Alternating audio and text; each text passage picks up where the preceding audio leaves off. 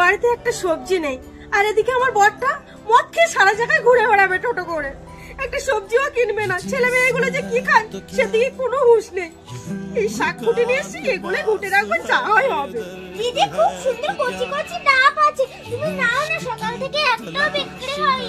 ধর, সংসারে একটা সবজি কেনার টাকা নেই, আমরা নাকি আবার ডাব কিনে খাবো, তাও টাকা দিয়ে। তুই নিয়ে যা, আমরা এসব নেবো না। দিদি নাও না, সকাল থেকে একটাও বিক্রি হয়নি, মায়ের ওষুধ কিনতে হবে যে।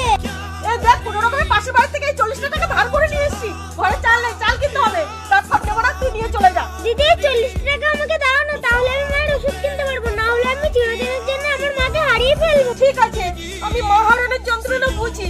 নে, এই 40 টাকা তুই নে। নিয়ে নিলাম।